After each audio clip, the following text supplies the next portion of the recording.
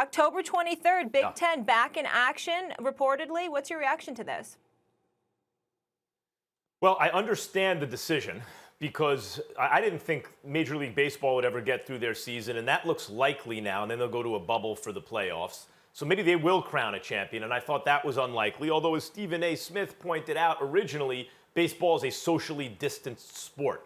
So I see that there are some conferences that are playing games, right? So the Big Ten's like, why don't we at least try? We'll wait till the last possible second, which is also smart because you got to see how this all plays out. There's supposed to be another wave. It's supposed to get bad during flu season. There's still no vaccination. Even if there is a vaccine, it won't be scaled up nearly in time for the college football season. But something that has changed from several months ago is tests are far more plentiful now. They're much more accessible. If you recall, when this started, when the pandemic started, and even several months into it, the real issue was, how do you get your hands on enough tests? Because you'd be taking them away from people for whom it's vitally important that they have those tests. So from that point of view, I understand the attempt. That said, Ed Orgeron said that most of his team, whether or not that's true, most of his team has had COVID. And I was under the impression, at least the argument, Tim Tebow made it on this show, is that the safest place for these players is with a football protocol for all this, because it would keep them safer than in Gen Pop, so to speak, right? That's supposed to be the idea. Now, maybe in LSU, the issue is it's in a part of the country where more people have bought into very bad political propaganda and messaging and have not been careful enough in terms of social distancing and masks. You see this covered throughout the country, people actually having COVID parties, or at least, at the very least, in some areas, not social distancing and wearing masks. And that's particularly true, it seems to me, among some college-age people. So maybe that would have happened anyway, right? Even had they not been in a football program. Nevertheless, they are. And if it's true that they all have COVID, that's not good, not only for the players, but for the potential spread of the disease. So I understand why the Big Ten has reversed course. I think it's wise. I think it's fine. I think it's not a bad idea to try if it seems like it's maybe there's even a small chance you can pull it off. And I understand waiting until then. I am skeptical still that the college football season will be finished, but I do understand the attempt. Hey, Max, let me throw this by you. I got this information from somebody very, very closely connected to the Big Ten because they used to play in the Big Ten, and obviously they're, they have a kid that used to play or still plays in the Big Ten. They sent me this text message, and I want to read it to you, okay? It says here, Big Ten is using antigen testing, and it isn't safe. NFL is using PCR testing, which is 99.7% accurate, okay? Then you hear the White House gives antigen every day, but if you test positive, they immediately give you a PCR test. Antigen is only useful if you have a bubble-like NBA kind of atmosphere, but tests must be backed up by PCR testing. I don't know. I didn't go that in-depth into it. That's why I just wanted to read what somebody had sent me. I want to preface my comment by saying that's just a source closely connected with the Big Ten.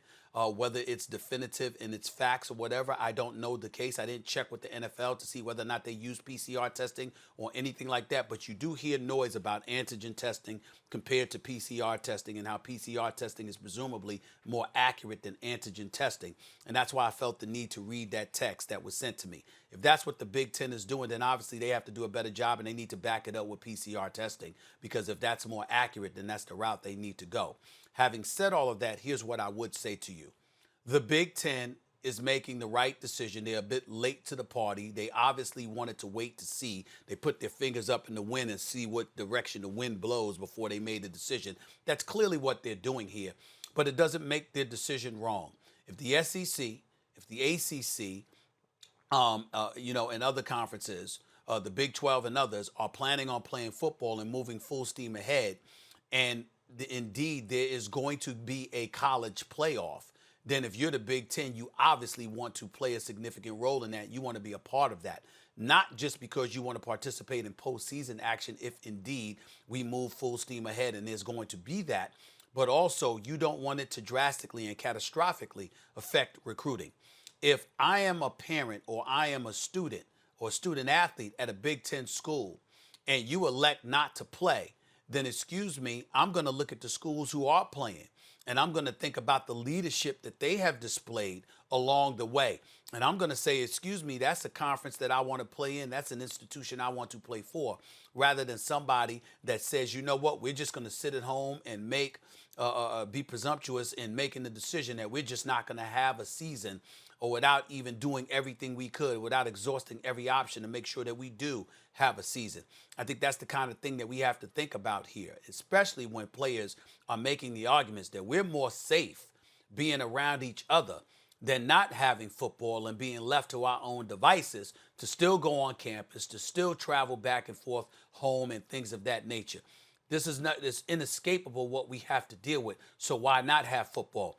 And when the rest of the Big Five conferences, or at least most of them, have made the decision to go full steam ahead, then I think it was wise for the Big Ten to join in. They should all be in it together, or they should be out together.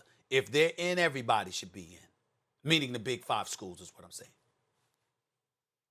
Yeah, I think we more or less, there are certain things maybe we disagree with about a little, but I think reasonable people can say you might as well try, particularly when tests are much more readily available than they were several months ago, and there is at least a chance you can do it, even if you have to shut it down and it doesn't work out.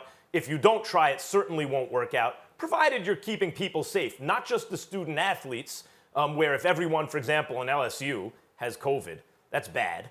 You know, I understand the idea of herd immunity, but you don't know what the lasting effects are. We don't know a lot about the disease, and it can also take some people out, even apparently young, healthy people. We just don't know a lot about it. Thanks for watching ESPN on YouTube. For live streaming, sports, and premium content, subscribe to ESPN+.